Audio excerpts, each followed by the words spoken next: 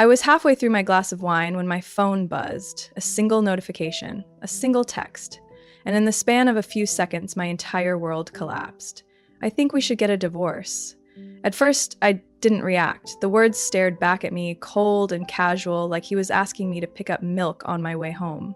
A joke, a mistake, something I misread in my exhaustion after a long day of meetings in Paris. But then another message followed. It's for the best. I've found someone else. The wine glass slipped from my hand, tipping over on the hotel nightstand, deep red spreading across the white linens like an open wound. I felt nothing, no rage, no heartbreak, just a strange, hollow silence in my chest. For 5 years, I had built a life with this man, a marriage, a home. I had worked late hours, paid the bills, given him everything, and now I was being discarded over text like some insignificant afterthought. And not just for anyone, for her, the same woman whose name I had seen in his notifications for months. The one he swore was just a fan, just a friend, just someone who admired his work. I should have known. I did know, but knowing and accepting are two very different things. For a long moment, I just sat there, staring at the screen, feeling the weight of 5 years unraveling in real time. Then finally I typed back, okay. I could almost hear his smug satisfaction through the silence. He thought he had won. He thought this was over. He had no idea what was coming next. My name is Elena Marshall, and this is how I lost everything. I have always been the kind of woman who gets what she wants. I wasn't born into money, but I learned early on that ambition could take me anywhere. My parents were solid, middle-class folks who believed in hard work. They didn't have connections, but they had discipline. They taught me that success wasn't handed to anyone, you had to take it. And I did. By 25, I had an MBA from one of the top business schools in the country. By 30, I was managing multi-million-dollar accounts at a top consulting firm, making more money than I ever thought possible. I owned my own condo, traveled the world, built a life that was entirely mine. People called me driven, confident, a woman who didn't take bullshit from anyone, but when it came to love, that was my blind spot. I didn't believe in fairy tales, but I believed in him. I met Ryan when I was 29 at a mutual friend's wedding. He was younger, carefree, full of easy charm that made people want to be around him. He worked in sales back then. Nothing glamorous, but he had this effortless confidence, this ability to make you feel like you were the only person in the room. He made me feel like that. And for someone like me, someone who had spent her entire life proving herself in boardrooms full of men who underestimated her, that feeling was intoxicating. Ryan didn't care about my job title. He didn't feel threatened by my success. He made me laugh, made me want something more than just work. So when he proposed, I said yes. Not because he was perfect, but because for the first time, I thought I had found someone who saw me. And for a while, I thought I was right. We had fun, we traveled, we built a life together in a sleek, modern condo I bought in the heart of the city. Sure, I made most of the money, but I didn't mind. Ryan had this way of making me feel like none of that mattered, until it did. It started small, a missed call, a late-night text that he quickly deleted, the way his phone was always face down on the table. At first, I ignored it. I told myself I was being paranoid, I was used to being in control. Maybe I was just trying too hard to manage something that didn't need managing. But then came the late nights. The sudden obsession with his appearance, the streaming. Ryan had always been a gamer, but when he quit his job to pursue streaming full-time, everything changed. He went from a guy who played for fun to a guy who lived online. His channel blew up. Hundreds of thousands of followers, sponsorships, money rolling in like never before. He became someone people idolized. And with that attention came something else. Women. At first, it was just harmless flirting in his chat, fans calling him cute, teasing him, sending donations with little winking emojis. I laughed it off, it was just part of the job, right? But then there was her. She wasn't just another fan, she was everywhere, commenting on every post, donating absurd amounts of money, messaging him constantly. "You're my favorite streamer, wish I could talk to you all night. You're too hot to be single." I remember the first time I asked about her. "She's just a fan, babe, relax," Ryan had said, barely looking up from his screen.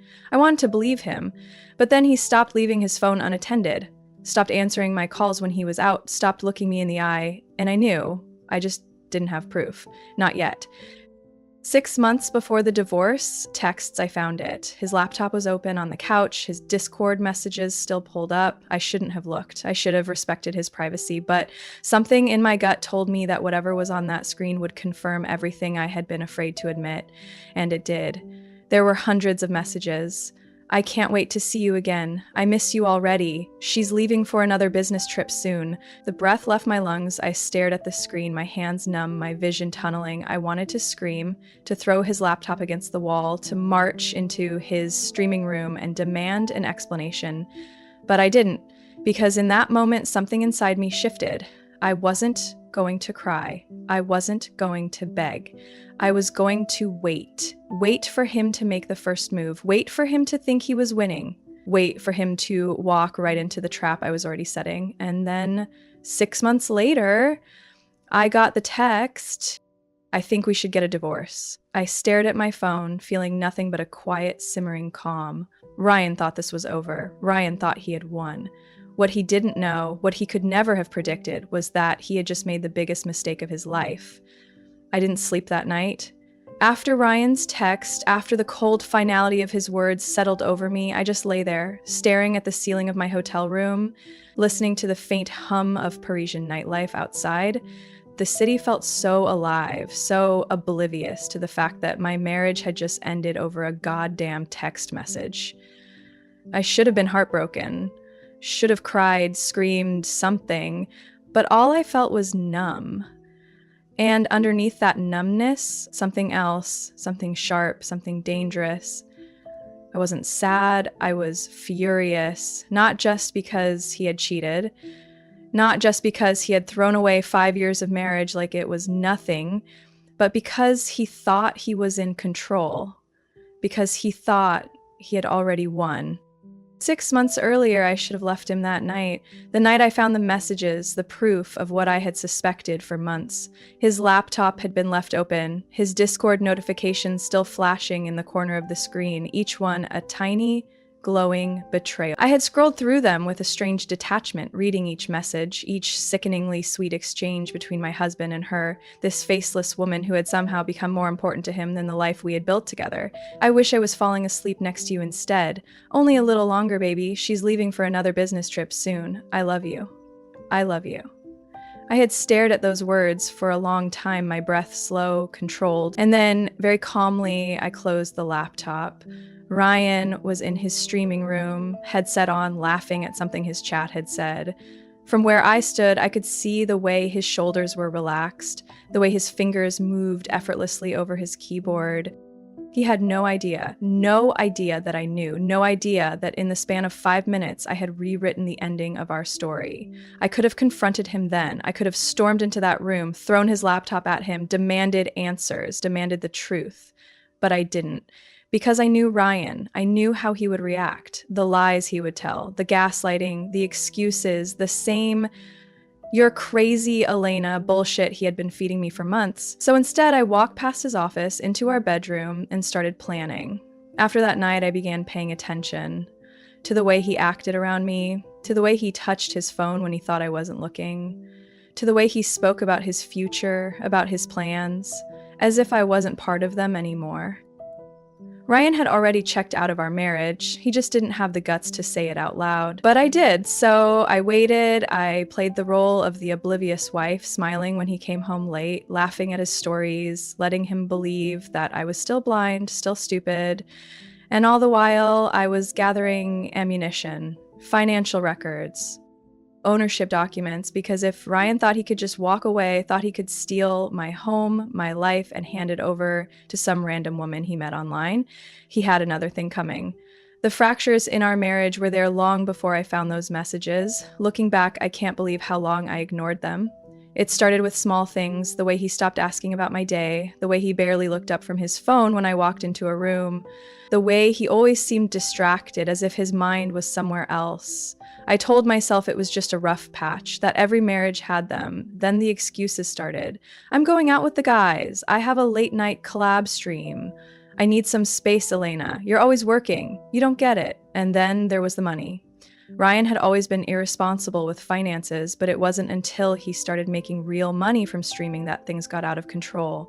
New clothes, expensive watches, a car he barely drove but insisted he needed. I was the one paying the mortgage, the one keeping the house running. But Ryan was spending thousands of dollars a month on luxury bullshit, and he wasn't even trying to hide it.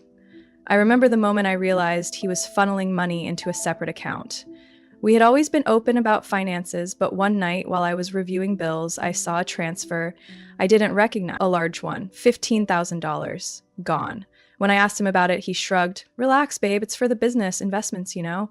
But he wouldn't show me the receipts, wouldn't let me see where the money was going, and that was when I knew he was preparing to leave me.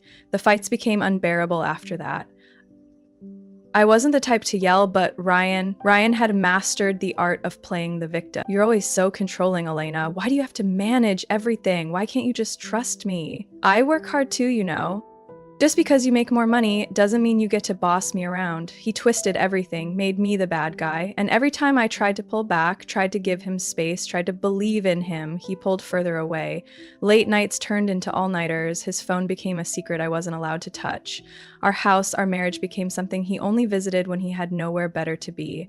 Until one day, I woke up and realized I was already alone. Back in Paris, my phone buzzed again. Another message. I already listed the house. I'll take care of everything. Just sign the papers when you get back. I exhaled slowly, a bitter smile forming on my lips. Ryan thought he had everything under control, thought he was calling the shots. He didn't know the house was in my name, didn't know that I had already contacted a lawyer, didn't know that I had been 3 steps ahead of him this entire time. I leaned back against the headboard, staring at the ceiling. For months, I had let him believe he was winning, let him lie to me, cheat on me, steal from me. But now it was my turn. Ryan had no idea what was coming, and when I was done, he wouldn't have a single thing left to take.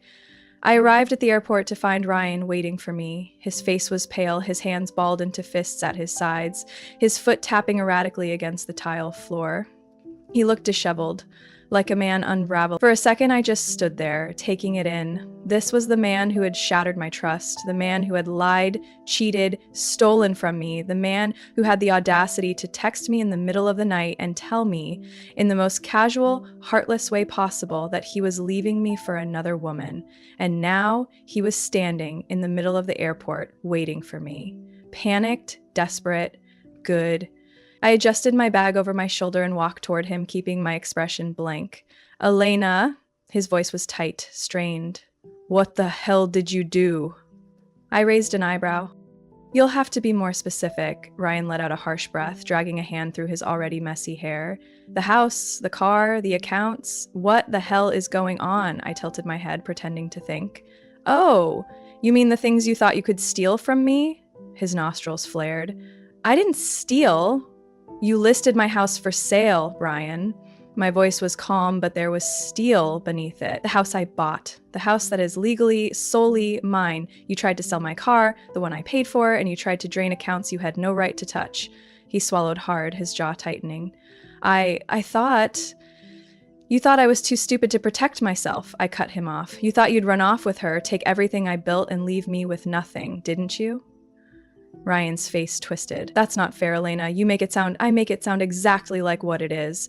His eyes darted around as if looking for an escape, but there wasn't one. I locked everything down, I continued. The house, the car, the assets. You have nothing, his breathing hitched. You can't just... I can. I stepped closer, lowering my voice just enough that only he could hear. And I did. For the first time in our entire relationship, Ryan looked scared. Not of me, of consequences.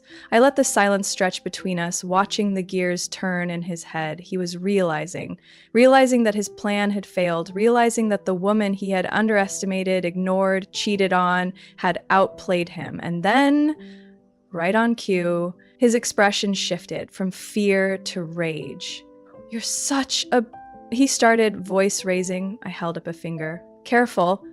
He snapped his mouth shut, nostrils flaring, fists clenching and unclenching at his sides. You didn't think this through, did you? I asked, tilting my head. You were so busy running around with her, playing the perfect couple, lying to me, I gave him a pointed look, stealing from me, that you didn't stop to consider that I might be one step ahead of you. He swallowed hard. I didn't steal from you, I smiled, slow and sharp. No? Then why were you trying to empty our joint account into a new one under just your name? Ryan's face paled even more. I pulled my phone out of my bag and tapped a few buttons. Oh, don't worry, I have proof. I turned the screen toward him, showing him the bank records, the transfer attempts, the timestamps. He stared at the screen, his Adam's apple bobbing as he swallowed. You don't understand. You just thought I wouldn't notice. I slipped my phone back into my bag. Big mistake. Ryan opened his mouth, closed it, opened it again. He exhaled sharply, shaking his head. You didn't have to do all this. I raised an eyebrow. Didn't I? His jaw tightened. I wasn't going to leave you with nothing, Elena. I was just what? I challenged. Taking what you thought you deserved? After I supported you for years? After I paid the bills, the mortgage, the vacations? After I gave you everything? He clenched his fists, exhaling through his nose. And then, just like that, his face changed. The anger drained out of him, replaced by something softer, something performative. And I knew what was coming before he even opened his mouth. The Ryan Marshall special. Manipulation. Come on, babe, he said, his voice dipping into that smooth, easy tone he used when he wanted to charm his way out of trouble. We don't have to do this. I made mistakes, okay? But it doesn't have to end like this. I almost laughed. Almost. But I let him keep going. I was stupid. I got caught up in everything. He rubbed a hand down his face. I didn't mean to hurt you. I crossed my arms. You cheated on me, Ryan. He winced, just slightly. I know, and I regret it. She meant nothing, Elena. He took a step closer. You and me, we've been through so much together. You're my best friend. We don't have to throw it all away. And there it was. The last-ditch effort. The Hail Mary. He had realized he had lost, that I had taken away everything he thought he could get from me, and now he wanted to pivot, to rewrite history, to pretend he hadn't done what he had done. I let out a slow breath, then looked him directly in the eyes. I'm not throwing anything away, I said. You did that all on your own. He flinched. For a long moment, we just stood there, staring at each other, in the middle of a crowded airport where no one knew that a 5-year marriage was burning to the ground. Then, finally, Ryan sighed. So, that's it? That's it, I confirmed. He nodded once, lips pressing together. Then he turned to leave, but just before he could, I spoke again. Oh, Ryan? He paused. I smiled. Have fun explaining to your followers why your accounts just got suspended. His head snapped toward me. What? I pulled up my phone and turned the screen toward him again. Turns out, I said, mockingly sympathetic, platforms don't like it when their creators get caught in financial fraud scandals. And oh, would you look at that? Your little mistress, she was leaking your dirty laundry all over Twitter last night. Screenshots and everything. Fans aren't happy. Ryan's face went completely white. I slipped my phone back into my bag. Good luck with that. And then I turned on my heel and walked away. I never looked back.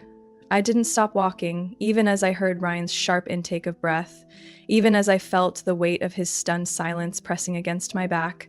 I didn't slow down. I walked straight through the automatic doors of the airport, out into the cool evening air, and inhaled deeply. The city hummed around me, honking taxis, rolling suitcases, murmured conversations between travelers coming and going. Life continued, and so would I. Behind me, Ryan was still frozen in place, his mind undoubtedly racing through every possible escape route, every possible way to undo the wreckage I had left in my wake. But there wasn't one. Because this was checkmate. Ryan thought he was the mastermind. Thought he was leading this game. What he didn't realize was that I had set the board months ago. And now it was time for the final move. The first step had been locking him out of my assets, making sure that no matter how desperately he tried to sell the house, the car, or anything else I owned, he'd hit a brick wall. The second step had been gathering evidence. Bank records, transaction histories, every single shady attempt he made to funnel money away behind my back. The third step? That was my favorite. Destroying his public persona. Ryan had built his entire career on a lie. His fans adored him because they thought he was one of them, some relatable, humble, single guy with a nice guy persona, just casually gaming for a living. In reality, he was a liar, a cheater, a fraud, and people hated frauds. So I made sure the truth came out. I didn't leak it myself. That would have been too obvious, too traceable. But Ryan had enemies, jealous streamers, bitter ex-friends, people who had been waiting for an opportunity to tear him down. All I had to do was give them a push. The screenshots of his messages to his mistress, the ones I had saved from his laptop, they somehow found their way into the hands of a drama YouTuber with 2 million subscribers. Oops! The financial fraud, his secret bank transfers, his attempts to hide money from me before leaving, somehow those ended up in the inbox of a journalist who had just been looking for his next big scandal. Ryan had no idea what was coming, no idea that within 24 hours his reputation would be in flames. As I slid into my waiting taxi, my phone vibrated violently in my pocket. Ryan, of course. I let it ring. A second later, another notification, this time a message. Elena, what the F did you do? My sponsors are dropping me. I smiled, staring out the window as the city lights blurred past. You did this to yourself, I typed back. You need to fix this. They're calling me a scammer. I let my thumb hover over the keyboard for a second before responding. I don't owe you a damn thing. Then, without another thought, I blocked his number. Ryan Marshall was officially someone else's problem. The next few days were a spectacle. Ryan's downfall spread across social media like wildfire. His sponsors pulled out. His subscriber count plummeted. The once adoring fan base that had worshipped him, they turned vicious. They flooded his comment section with betrayal. Lying piece of S. You built your whole brand on being a nice guy and you were cheating the whole time? Your wife literally paid your bills while you were out screwing some girl? Jesus Christ. Even the people who had defended him at first couldn't keep up the act, because the receipts, they were undeniable. Screenshots of Ryan's messages to his mistress, detailing how he was waiting for the right moment to leave me, how he was stringing me along until he could secure enough money to start fresh. It was ugly. And as much as I should have taken satisfaction in watching his career burn to the ground, I didn't feel much at all because I had already moved on. I stood in my new apartment, wine glass in hand, staring out at the skyline. The past few months had felt like a war, but now it was over. The house had sold for a massive profit thanks to the rising market. The car too. Every last tie I had to Ryan was officially severed. And as for him, last I heard he was living in a shoebox apartment in a neighborhood he used to make fun of. His streaming career was dead, his name was a joke, and his mistress, gone. Turned out she didn't want him without the money, without the house, without the lifestyle. She left him just as easily as he had left me. Poetic justice. I took a slow sip of wine, letting the warmth settle in my chest, and then a knock at the door. I exhaled, already knowing who it was. I placed my glass down, smoothed out the fabric of my silk robe, and opened the door. Ryan stood there, looking like absolute hell. His once pristine designer hoodie was wrinkled, his eyes sunken in. I leaned against the doorframe, unimpressed. Wow, you look terrible, he swallowed hard. Elena, please. I tilted my head. Please what? His voice cracked. I don't have anything left. I blinked, feigning surprise. Oh, you don't say, he clenched his jaw. I made a mistake. I folded my arms, waiting. Ryan let out a shaky breath. You were right about everything. I should have never... He shook his head, eyes desperate. I messed up, okay? I should have never done this to you.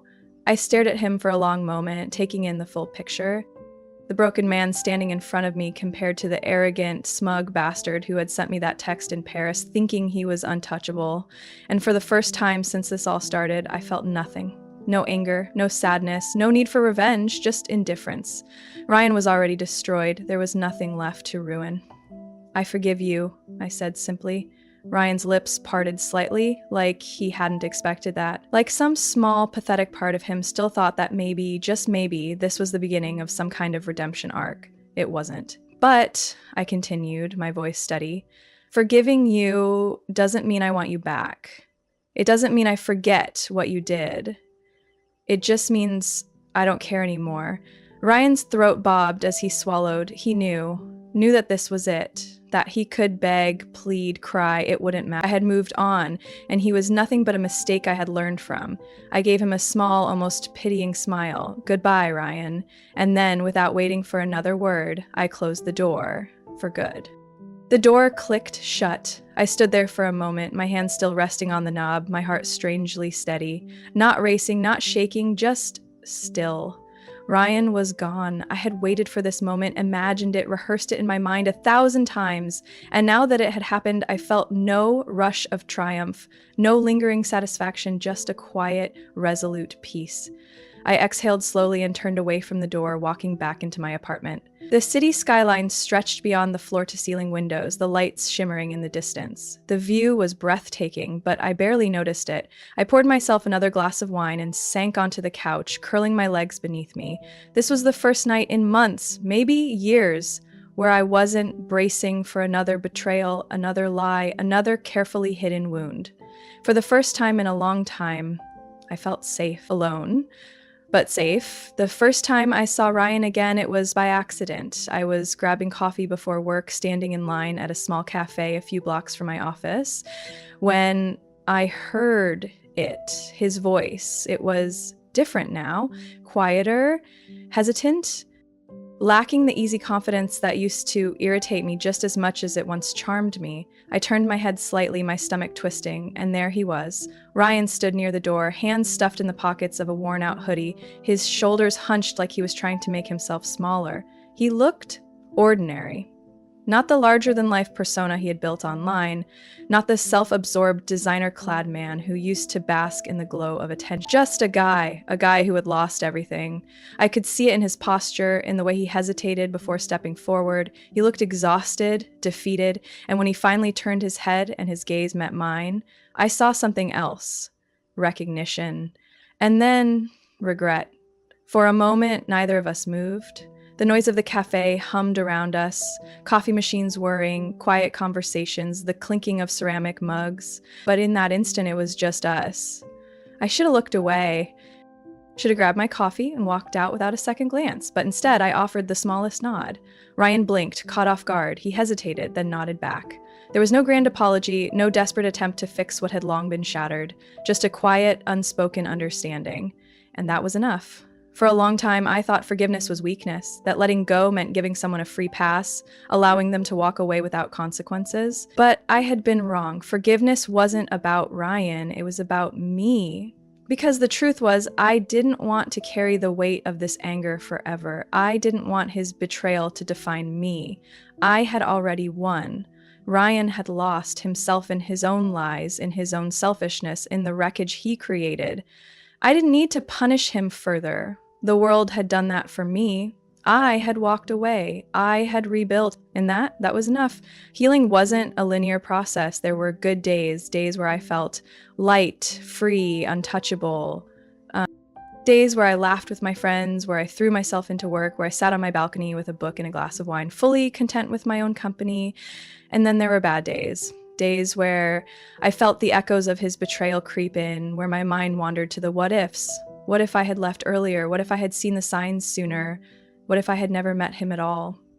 But the thing about healing, the real messy humankind, is that it doesn't happen. It happens in small moments, in learning to trust myself again, in allowing myself to be happy without guilt, without hesitation, in understanding that losing Ryan wasn't a tragedy, it was a gift. And one day, without even realizing it, I woke up and he wasn't the first thing on my mind anymore. I didn't date right away. I didn't rush to fill the empty space Ryan left behind. For the first time in my life, I allowed myself to be alone. Not lonely, but whole. And it was in that space, in that quiet confidence, that something shifted. I started saying yes to things I had always put off, yes to weekend trips with friends, without worrying about checking in with anyone, yes to a new hobby, painting, something I hadn't done since college, yes to finally adopting the cat I had always wanted but never had the time for. And slowly, piece by piece, I built a life that had nothing to do with Ryan. A life that was entirely mine. It was almost a year later. I was walking through the farmer's market on a crisp autumn morning, a coffee in one hand, a small bag of fresh fruit in the other, when I spotted him in the crowd. Ryan. He wasn't alone. He was with a woman. Someone new. Someone who looked at him like I once had, with hope, with admiration, with trust. And for a brief second, my chest tightened. Not with jealousy, not with regret, just with the weight of knowing. Knowing how this could end, knowing who Ryan was, knowing that maybe, just maybe, people like him don't change. But that wasn't my burden to carry anymore. I didn't stop, I didn't stare, I just kept walking, and this time, I never looked back. Loving someone should never come at the expense of your dignity, your self-worth, or your peace. And the next time I fell in love, because I would, eventually, I knew I would do it differently.